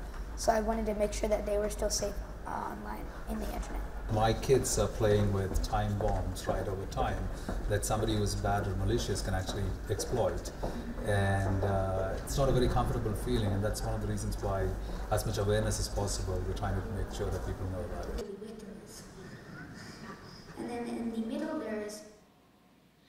Então, com esse vídeo do Ruben Paul, e vale a pena segui-lo no Twitter, porque ele está sempre postando novidades de outros brinquedos que ele anda hackeando por aí, eu encerro a minha fala provocando essa reflexão para o nosso debate sobre que tipo de rede, né, que tipo de produto a gente vai ter nessa era aí da internet das coisas, ou internet das ameaças, do ponto de vista da segurança, e que tipo de regulação a gente pode produzir, que tipo de boa regulação a gente pode produzir para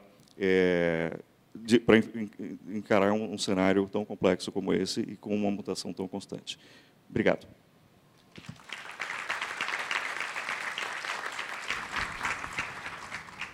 Obrigada, Tiago. Agora nós vamos para o terceiro bloco da nossa plenária, que é o bloco que vocês participam. Então, quem quiser participar também via online, é só entrar no chat do YouTube ou no Twitter, começa o Twitter com a palavra pergunta e usa a hashtag FórumBR e a hashtag plenária. Aí o pessoal vai estar monitorando e a gente vai ler a pergunta de vocês aqui. Nós temos 2 microfones, já temos alguém ali posicionado, então vocês usem o microfone. Eu acho que a gente consegue fazer 2 blocos. Vamos fazer um bloco de 4 perguntas. Se vocês não se demorarem muito, eu peço que não utilizem tempo demais fazendo a pergunta, para que a gente possibilite que mais pessoas possam usar a palavra. Por favor, se identifica e, se for direcionada a pergunta, diz para quem que é a pergunta. Pois não. Obrigado. Meu nome é Yubio, sou da UPX Technologies, eu sou um sistema autônomo, representando aqui o setor empresarial. 2 perguntas aos conselheiros da mesa. Tivemos o caso de sucesso que o Henrique trouxe, da gestão da Porta 25, que tiramos o Brasil do mapa da origem de spam. Não seria o caso de fazermos também uma iniciativa parecida pela boa prática número 38, que tirará o Brasil como origem de ataques de DOS com IPs falsificados, IP spoofing? Será que não conseguimos utilizar o CGIBR, o NICBR, para reunir os sistemas autônomos que compõem a internet brasileira para bloquear esses ataques de DOS com IP falsificado, que é uma mera configuração que próprio o site bcp.nic.br ensina como utilizar? Eu queria ouvir vocês sobre isso. E uma segunda pergunta específica para o general. Senhor general, eu imagino que as Forças Armadas consideram rodovias, aeroportos, usinas como infraestrutura crítica. E seja nos grandes eventos que o senhor citou, eles são alvo de monitoramento e até de proteção das Forças Armadas. Mas a internet, ela é tida como uma infraestrutura crítica? A internet sofre pelos senhores algum tipo de monitoramento? E a infraestrutura física que proporciona a internet, por exemplo, no raio de 5 km desse prédio onde estamos, tem os principais prédios que trazem a internet para o estado do Rio de Janeiro e o Sudeste. Essas edificações são monitoradas, são do conhecimento de vocês? Se uma soberania ameaçar, se uma outra soberania ameaçar a nossa, existe algum plano de ação para proteger a internet brasileira? Obrigado. Opa, boa tarde, meu nome é Luan, eu sou estudante de Direito e sou do Observatório da Juventude. Minha pergunta vai para o general Jaime. Ele falou da segurança física eleitoral, e eu sou da Amazonas e sei do papel importante que o Exército faz na segurança física eleitoral. A minha questão é sobre a segurança cibernética no cyberespaço, feita pelo Exército ou feita pelas agências de defesa nacional. Nas últimas 2 semanas tem sido ventilada uma discussão de que o TSE, junto com o Exército, irá monitorar e combater as fake news durante o período eleitoral. Eu gostaria de saber se vocês... E ontem o Tadal, na reunião da ISOC, disse que alguns membros expressaram para ele que vocês não querem esse pepino na mão. E eu queria saber como é que você se posicionaria sobre isso, visto que as Forças Armadas têm um histórico muito preocupante em relação à proteção de liberdade de expressão e questões de privacidade.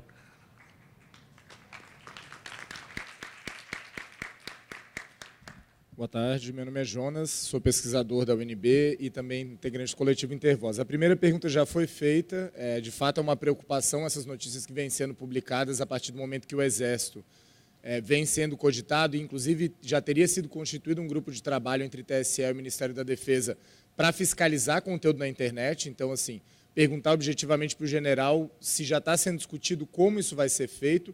E também acho que a pergunta é muito importante no sentido de que seria o Exército, acho que é uma discussão que não é só que o Ministério da Defesa tem que fazer, o próprio CGI tem que fazer e a comunidade que discute a internet tem que fazer sobre quais são os impactos para a liberdade de expressão de um tipo de movimentação como essa. mas gostaria de agregar outras duas perguntas. Primeiro, pedir para o senhor, general, detalhar um pouco mais o que é essa guerra cibernética. O senhor mencionou como possíveis inimigos estados. Na visão do Exército, há inimigos internos também, porque a gente sabe que a Agência Brasileira de Inteligência ela faz monitoramento de organizações de sociedade civil. Então, também fica aí como que na internet esse monitoramento vem sendo feito. E, por fim, o senhor citou em um dos seus slides infraestruturas críticas. Preocupa o Exército o fato, por exemplo, do projeto de lei da Câmara 79, prever a privatização de todo o espólio da Telebrás, que são infraestruturas que hoje estão espalhadas pelo país inteiro, e também preocupa o Exército o fato de que a operadora que está em 26 estados e em muitos municípios é a única fornecedora de serviços de telecomunicações, está numa situação dramática em que a gente não sabe, inclusive, se ela vai se recuperar. Eu estou falando aqui, obviamente, da Oi. Ou seja, isso pode gerar um impacto para a infraestrutura do país como um todo. Eu queria saber como é que o Exército está olhando para isso também. Obrigado. Por último, nesse bloco, a Laura, por favor. Meu nome é Laura, eu sou da Artigo 19. A Artigo 19 é uma organização de direitos humanos voltada para a liberdade de expressão e o acesso à informação. A minha pergunta é para o general Jaime Queiroz.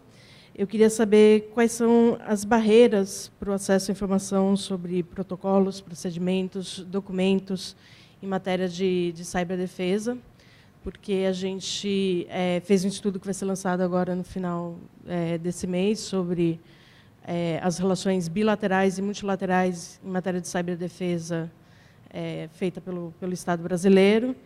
E a nossa pesquisa foi baseada em pedidos de informações e foi um parto, né, conseguir as respostas aos pedidos de informações.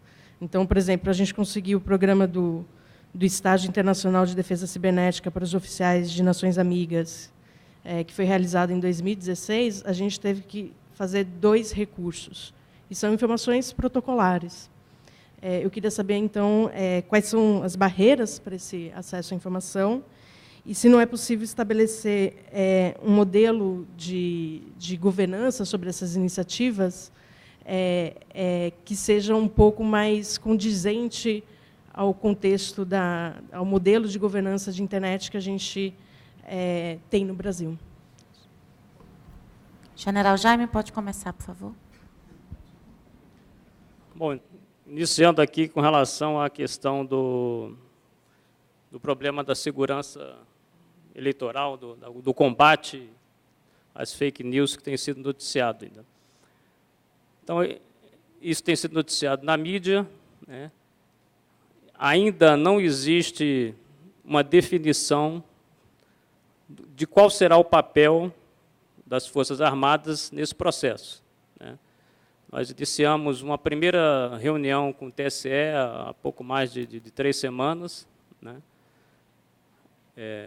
O TSE inicialmente nos convidou para acompanhar o teste público da urna eletrônica, que vai se desenrolar agora no final do mês, nos dias 28, 29 e 30. Então, acredito que a maioria deva conhecer esse processo, né, do teste de verificação da urna, né? E nós fomos convidados inicialmente para acompanhar esse processo.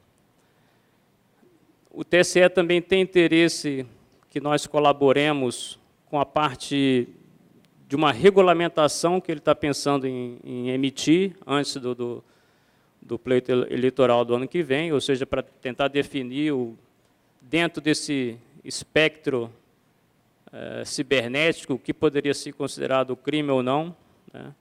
Ainda não se realizou nenhuma reunião sobre isso, né?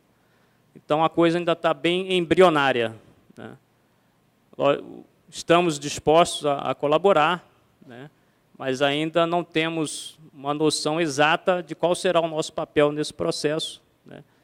Até porque o protagonista desse processo é o próprio TSE, né? Existem outras instituições, como a própria Polícia Federal, o Ministério Público, né, que normalmente combatem essa questão aí de crimes eleitorais, né? Então, ainda para nós é também uma interrogação de como será a participação das Forças Armadas nessa questão aí do processo eleitoral e da questão do combate às fake news, né? Não entendemos que vamos estar monitorando o que está acontecendo, ou seja, restringindo a liberdade de expressão de ninguém nesse sentido aí. Então, mas ainda ninguém sabe, nem o próprio TSE, né, como se fará esse combate aí às possíveis fake news que podemos ter durante o processo eleitoral. Bom, a outra pergunta foi relativa à questão da infraestrutura crítica, considerando a internet como uma infraestrutura crítica, né? Nós não até o presente momento, nós não temos, vamos dizer assim, monitorado ou verificado a questão da internet como uma infraestrutura crítica, né? O próprio CERT-BR faz um excelente trabalho aí de acompanhamento, a Cristine mostrou na apresentação dela, dos ataques, de maneira geral, no Brasil, né, a quantidade de ataques, tipos de ataque, né. Então, nós temos colaborado também com o CERT-BR, e o CERT-BR tem colaborado conosco, assim como o CETIGOV e outras instituições, né, mas não estamos atuando diretamente nessa questão de acompanhamento da internet como sendo uma infraestrutura crítica. A outra pergunta diz respeito à questão de guerra cibernética. Agora não me fugiu exatamente qual era o objetivo da pergunta. Quem fez? Ah, sim, perdão. É a questão de inimigos internos e inimigos externos. Tá. Não, nós não temos o foco da guerra cibernética que as Forças Armadas têm atuado é sempre no sentido de um possível oponente externo, não é nada interno, né? Então, é mais referente à questão de uma possível ameaça externa de um Estado ou um organismo, né, internacional nesse sentido aí. Nós não temos trabalhado na questão de um possível oponente interno. Não entendemos dessa forma. A outra pergunta foi a respeito à questão de barreira dos documentos, né, do acesso a documentos, né. Eu não sei realmente qual foi a dificuldade nessa questão de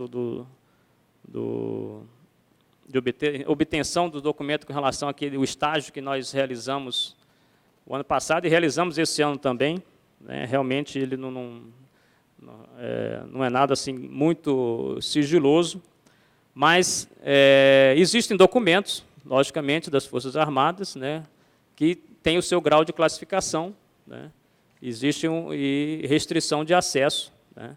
Logicamente que os que não têm classificação, restrição, eles estão disponíveis para serem acessados.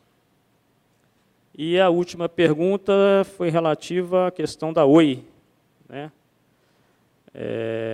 Vendo a questão aí da Oi como também uma infraestrutura crítica, né? A situação que a Oi se encontra, dificuldade, né?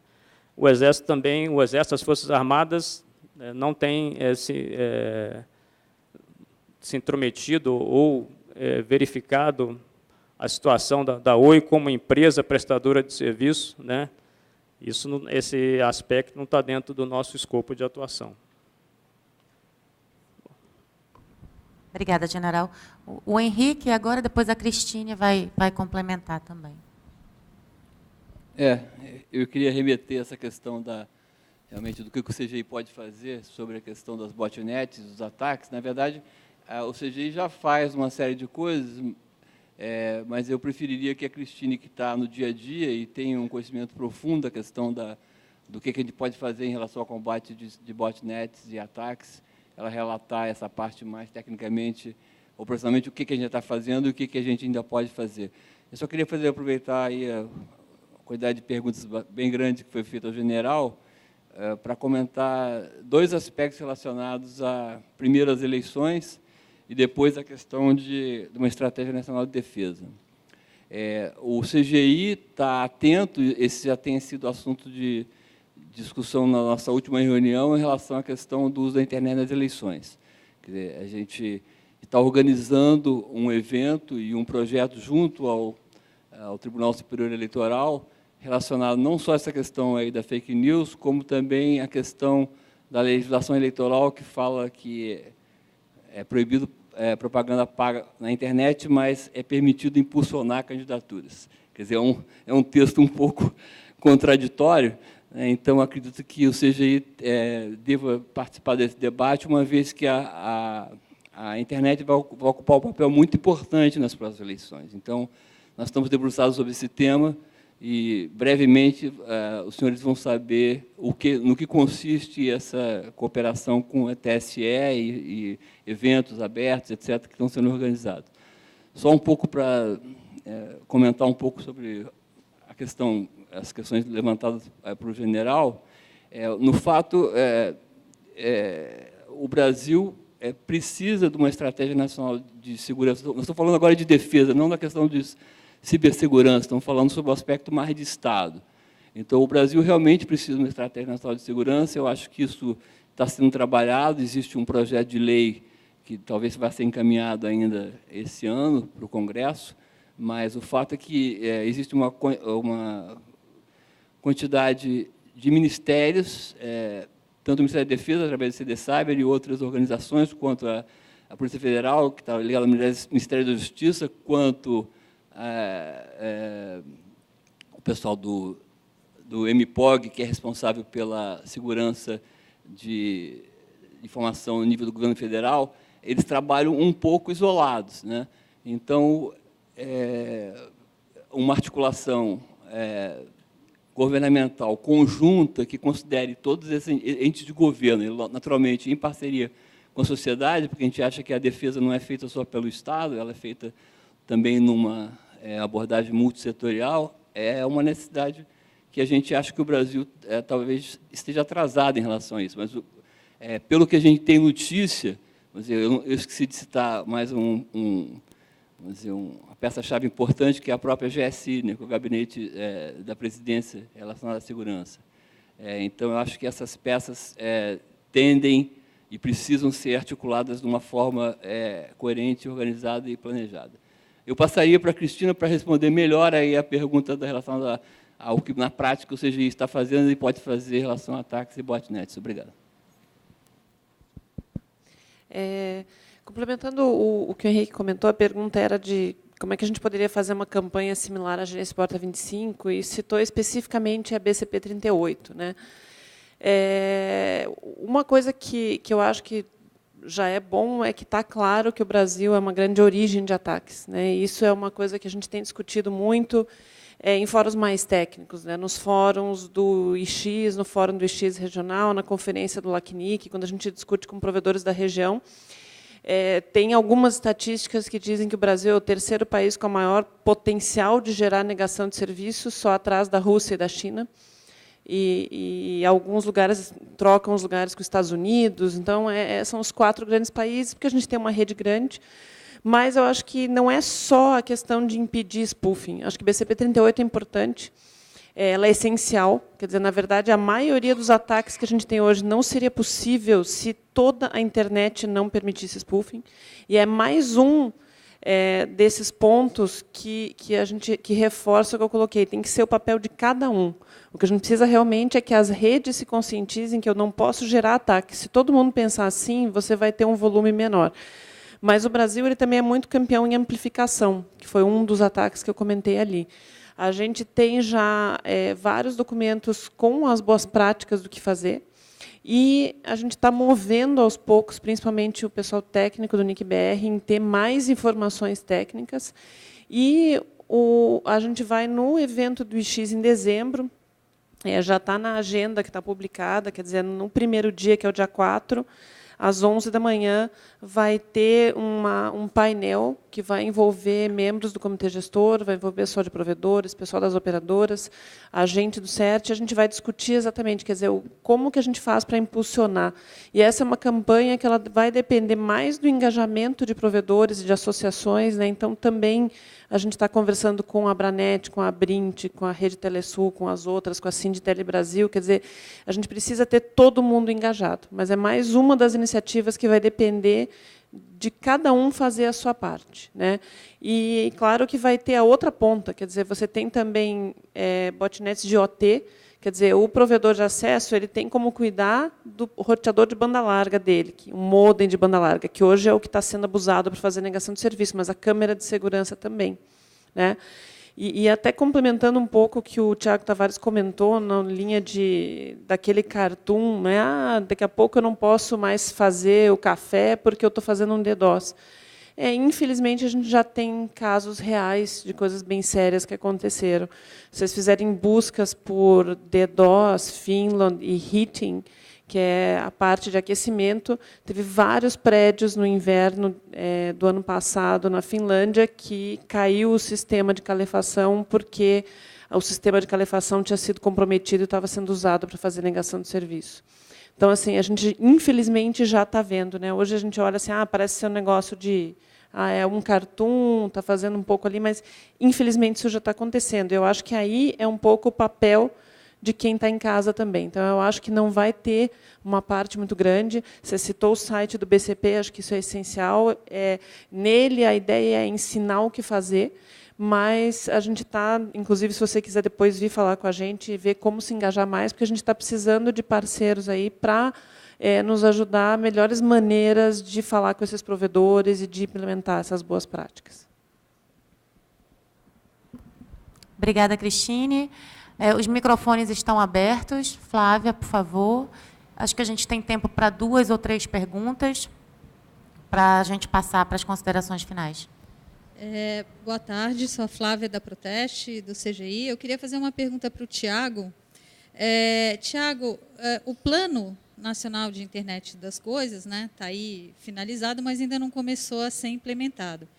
E nas informações que a gente recebeu, inclusive em reuniões no CGI, foi nos dito que a questão da interoperabilidade entre sistemas de segurança de equipamentos de marcas diferentes, a tendência era que isso fosse regulado ex post, ou seja, depois que os problemas tivessem acontecido, porque o mercado se encarregaria de dar resposta e resolver esses problemas. Qual a sua opinião a respeito disso? Bom, nós não temos mais perguntas da plenária. Nós temos 2 perguntas feitas pela internet, feitas pelo Henrique Anton. A primeira, não está especificado para quem seria, mas eu imagino que o professor Adriano possa responder. Algo não bate. O Ruben Paul consegue aprender como autodidata as questões de segurança, mas as escolas não conseguem ensinar e as empresas não conseguem prover. Na verdade, é uma pergunta, né? As escolas não conseguem ensinar e as empresas não conseguem prover. E a segunda pergunta é: por que o Exército, por que colocar o Exército para regular fake news e não associações jornalísticas, gente das universidades e outros parceiros da sociedade civil, como o CGI? Então, a gente passa agora, acho que o Tiago pode começar, e já com as considerações finais. Ok, Tiago? Bem, quero agradecer a Flávia pela pergunta. De fato, eu particularmente fiquei muito decepcionado quando li essa parte do estudo do Plano Nacional de IoT, porque, a meu ver, o governo ele falhou em não apontar uma direção.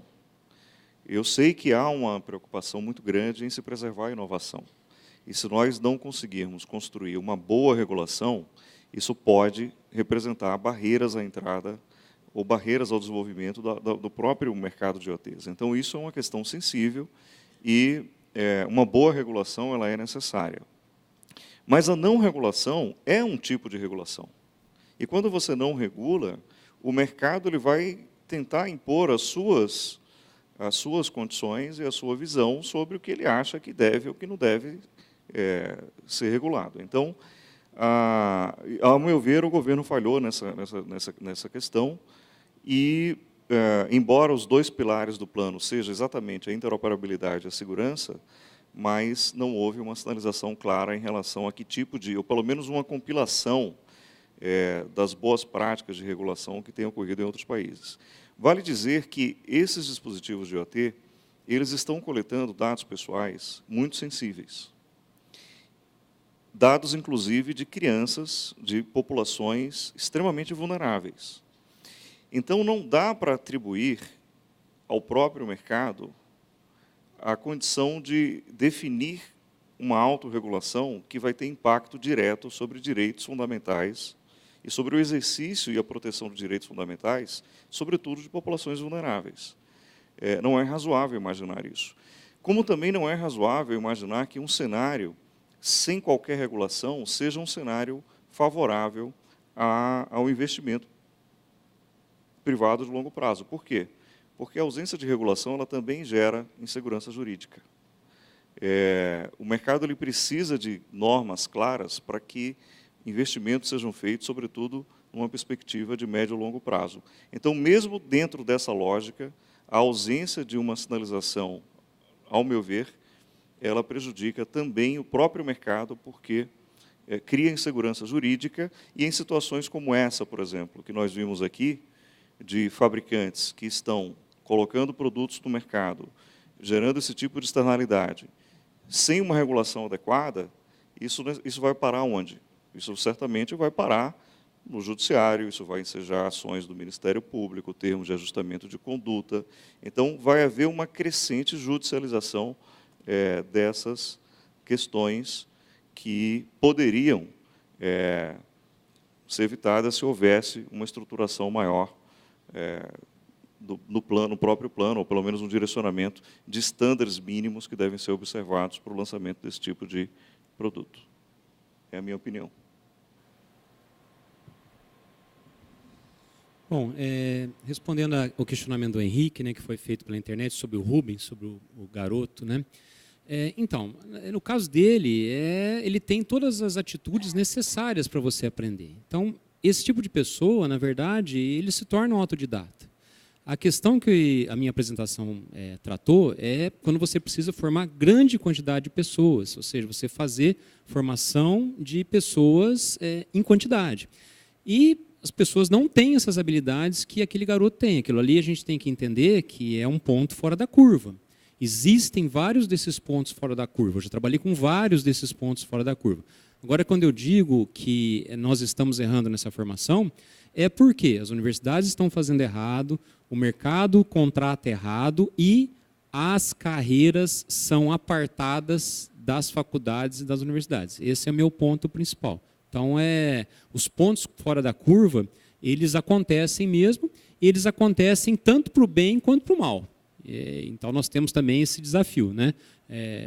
Elas acontecem para o bem e para o mal. Então, ponto fora da curva não dá para a gente tomar como regra. A regra é que nós vivemos hoje uma disparidade entre o que a universidade e as faculdades ensinam, entre o que o mercado faz para procurar os profissionais e aquilo que os profissionais acham que vão fazer para se tornarem analistas de segurança. Essa é uma experiência assim, que eu tenho visto ao longo desses anos. Obrigada, professor. Acho que o general pode falar agora, já nas considerações finais, por favor. Bom, a pergunta foi por que as Forças Armadas ficaram encarregadas de regular as fake news. Bom, mas não é isso que vai ocorrer. Então, como eu disse inicialmente, as Forças Armadas vão colaborar com o TSE nessa questão. Ainda não está definido qual será o papel das Forças Armadas. Nas discussões com relação a essa questão, eu não citei, mas, em princípio, creio que deverão estar participando o próprio CERT-BR, o NIC-BR, nessa discussão toda. né? E, em princípio, a nossa participação será no intuito de, talvez, ao alguém se sentir prejudicado, de que está rolando uma fake news, um partido, um candidato, né, nós podemos colaborar da detecção, identificação de que aquilo seja realmente uma fake news ou não, né? Ou seja, dizer que as Forças Armadas vão regular as fake news é uma fake news. Bom, e para finalizar, eu queria aproveitar a oportunidade aqui, fazer um convite a todos. No próximo ano, em abril de 2018, na última semana de abril, dos dias 24 a 26 de abril, o Comando de Defesa Cibernética vai estar realizando um evento em Brasília, o First Brasil Cyber Defense. Então, gostaria de deixar público aqui esse convite. Nós teremos diversos workshops, estamos ainda organizando o evento, mas diversos workshops nessa área de segurança, defesa cibernética. O evento vai ser realizado lá no Centro Internacional de Convenções do Brasil. Quem conhece lá em Brasília, fica ali no setor de clubes, né? Então, de 24 a 26 de abril. Todos estão convidados. Muito obrigado. Muito obrigada, general. Henrique, por favor. Bom, quero agradecer aí a participação de todos. Eu acho que o debate foi bastante interessante, suscitaram várias questões em aberto, né, importantes que vão ter que ser trabalhadas aí nos próximos anos.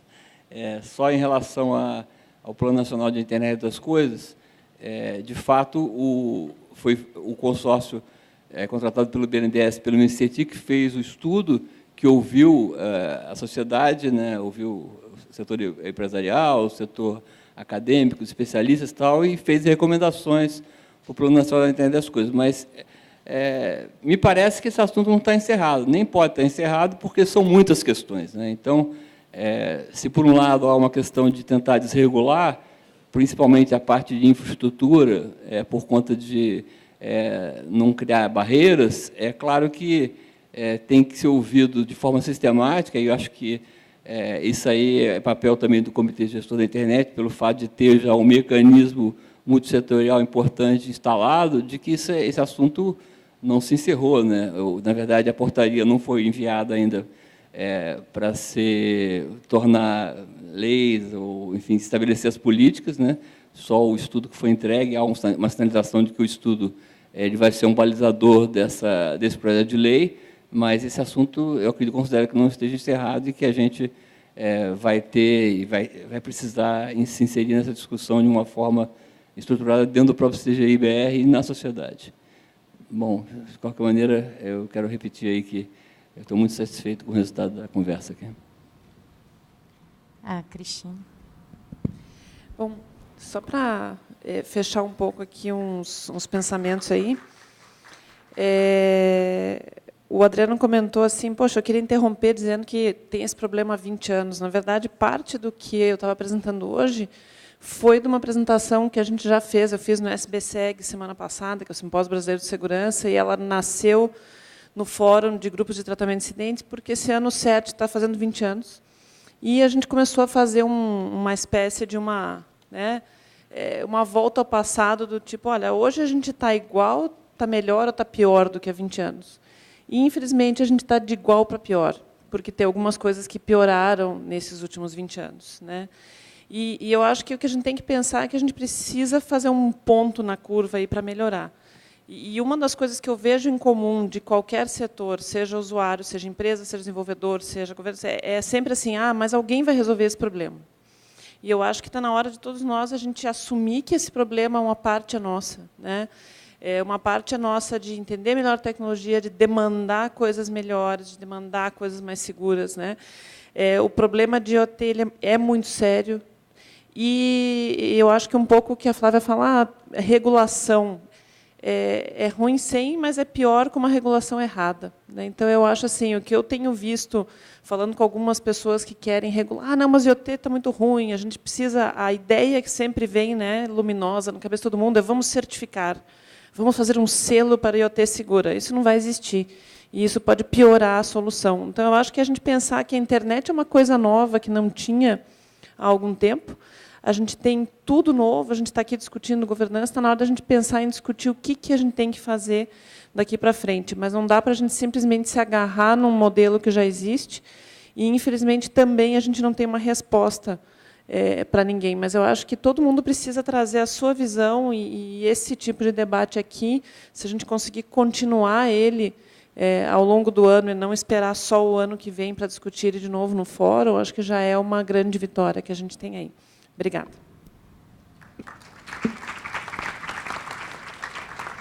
Bom, eu para encerrar, eu penso que esse tema foi muito importante de nós termos trazido aqui na plenária. Eu ia encerrar falando um pouco do que a Cristine falou aqui também. Eu acho que ficou claro que a segurança, ou pelo menos a melhoria contínua da segurança, ela depende de todos os setores. Ela depende da academia, ela depende da empresa, ela depende do governo, e ela depende também dos usuários. Então, eu acho que fomentar essa discussão, trazer essa discussão para o Fórum da Internet, foi um ponto alto dentro de toda a programação do Fórum. E eu queria, mais uma vez, agradecer aqui a todos os painelistas, todos os debatedores que participaram, agradecer a presença de todos, agradecer o pessoal que assistiu também online e colaborou com perguntas. Infelizmente, o tempo é pequeno, não dá para a gente continuar fazendo mais perguntas e debatendo mais. Mas, se alguém ainda tiver interesse, pode encaminhar alguma pergunta via Twitter, via YouTube, que a gente tenta repassar aqui para os membros que participaram da discussão, para que ninguém fique, de repente, com nenhuma resposta. Então, agradecer a presença de todos e ressaltar que, na sexta-feira, nós teremos, de novo, uma plenária que vai discutir melhor sobre a missão, a composição e todas as questões que envolvem o Conselho Gestor da Internet. Obrigada a todos.